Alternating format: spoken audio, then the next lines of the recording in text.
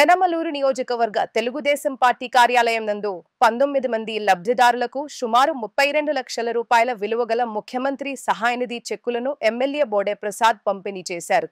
ఈ సందర్భంగా ఎమ్మెల్యే బోడే ప్రసాద్ మాట్లాడుతూ కూటమి ప్రభుత్వం ఏర్పడిన తరువాత ముఖ్యమంత్రి సహాయ నిధి ద్వారా నియోజకవర్గ వ్యాప్తంగా 805 మంది పేదవారికి 7,25 లక్షల రూపాయల ఆర్థిక సహాయం చేయడం సంతోషంగా భావిస్తున్నానని ముఖ్యమంత్రి చంద్రబాబుకి నియోజకవర్గ ప్రజల తరపున కృతజ్ఞతలు తెలుపుతున్నారన్నారు. ఈ కార్యక్రమంలో ముఖ్య అతిథిగా రాష్ట్ర Goud welfare and development corporation chairman Veerenki Venkata Gurumurthy, state legal cell ఉపాధ్యక్షులు ఎర్నేని వేదవ్యాస్, కూటమి నాయకులు, కార్యకర్తలు తదితరులు పాల్గొన్నారు. ప్రతి ఒక్కరిని విడివిడిగా అడిగి తెలుసుకోవడం జరిగింది. ఒంట్లో ఎలా సుస్థి చేసింది, ఎలా ట్రీట్మెంట్ చేయించుకున్నారు, ఎంత ఖర్చు అయింది. చాలా మంది దాదాపు 80-90% మంది పేదవాళ్ళు ఉన్నారు. అప్పులు చేసి మరి ఈ రోజున ఖర్చు పెట్టి వడ్డీలకి తీసుకొచ్చి వైద్యం పొంది ఆరోగ్యంగా తిరిగి వెనక్కి రావడం జరిగింది. కానీ చేసిన అప్పు తీరలేదు. మరి ఈ రోజున మీ అందరికీ కూడా 30 లక్షల రూపాయలు పంపిణీ చేయడం జరిగింది. గత 5 సంవత్సరాల్లో ముఖ్యమంత్రి సహాయ నిధి అనేది ఎక్కడా కూడా చూసిన పాపాన లేదు. ఏదైనా హాస్పిటల్కి వెళ్ళి బిల్లులు అడిగితే హాస్పిటల్ వాళ్ళ మీద కూడా కేసులు పెట్టమని, పోనీ ఆరోగ్యశ్రీలో చేయించుకుందాం అని హాస్పిటల్కి వెళ్తే కొన్ని హాస్పిటల్స్ అసలు బోర్డు కూడా పెట్టేశారు, మేము చెయ్యము అని చెప్పేసి. అంత దారుణ పరిస్థితులు గతంలో ఉండేవి. ఈరోజు ఆరోగ్యశ్రీలో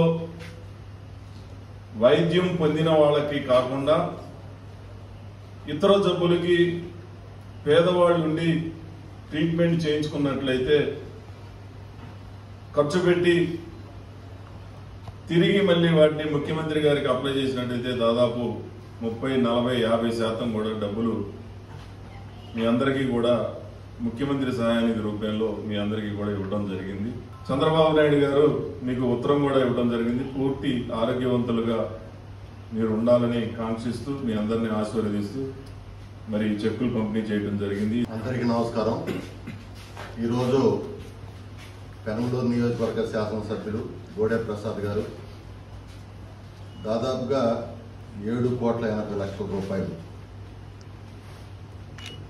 సామాన్యమైన విషయం కాదు. రాష్ట్రంలో 1000 కోట్ల పైన వెళ్ళిపోయింది. ఇట్లా గత ప్రభుత్వం అయితే ఎవరికి కూడా అరిసి గీ పెట్టినా కూడా ఇబ్బంది ఉందంటే హాస్పిటల్లో బిల్లులు ఇవ్వాల, సీఎం రిలీఫ్ ఫండ్ అనేది లేదు.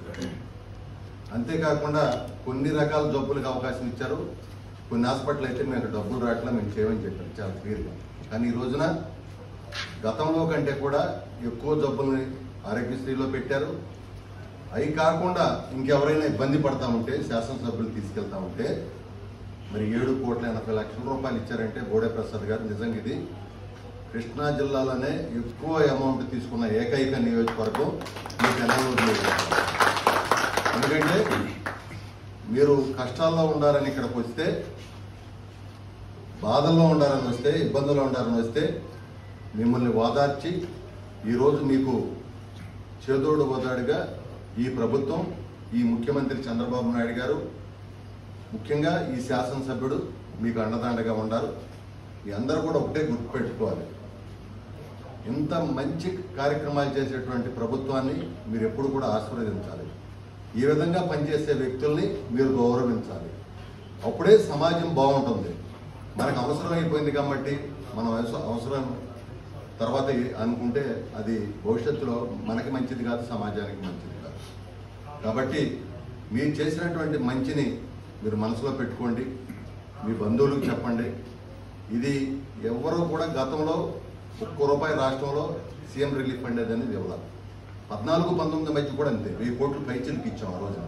కానీ ఈసారి అసలు ఒక్క సంవత్సరంలోనే 1000 కోట్లు వెళ్ళిపోయింది. అంటే గతంలో కంటే కూడా ఈసారి ఎక్కువ అమౌంట్ని రాష్ట్ర ప్రభుత్వం ఇస్తుంది. ఒక పక్కన రాష్ట్ర ఖజానా అంతా ఖాళీ చేసి వెళ్ళిపోయారు, మొత్తం అప్పులు చేసి వెళ్ళిపోయారు. అయినా కూడా మీరు ఇబ్బంది పడకూడదని, మీరు బాధపడకూడదని ఈరోజు ప్రభుత్వం ముందుకొచ్చింది. మరి ఈ రోజున 7,80,00,000 అంటే మామూలు విషయం కాదు. బోడే ప్రసాద్ గారు చేసి మీరు అది చూడండి, డిఫరెన్స్ చూడండి గత ప్రభుత్వానికి ఇప్పటికి. వాళ్ళు కూడా అంతే. గతంలో రోడ్లు మొత్తం కూడా గోతులేసి వెళ్ళిపోయారు.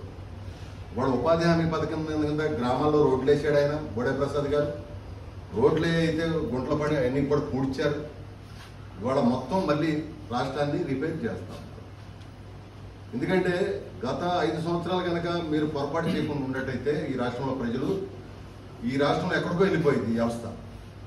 మళ్ళీ మనం మొదటికి వచ్చాం, మళ్ళీ మనం అప్పులు అయిపోయాం, మళ్ళీ రాష్ట్రం పాడైపోయింది, మళ్ళీ అప్పులు తీర్చాల్సి వస్తుంది, మళ్ళీ పరిశ్రమలో వెళ్ళిపోతే మళ్ళీ ఆ పరిశ్రమ తీసుకొచ్చి ఒకటి ఆలోచించండి.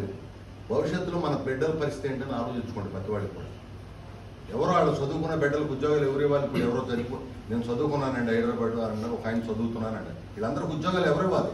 ప్రభుత్వం ఇవ్వాలి. కాబట్టి ఈ ప్రభుత్వాన్ని మీరు ఎప్పుడు కూడా ఆశీర్వదించండి, గుర్తుంచుకోండి. బోడే ప్రసాద్ గారు లాంటి వ్యక్తి మరి ఆయన గతంలో కూడా చూశారో లేదు, గ్రామాల్లోకి వెళ్ళి రోడ్లు ఊడిచ్చినటువంటి మనిషి, గ్రామీణ ప్రాంతంలో ఎక్కువ సిమెంట్ రోడ్లు వేసినటువంటి వ్యక్తి ఆయన. ఈరోజు కూడా ఆయన ఆ విధంగానే పనిచేస్తారు.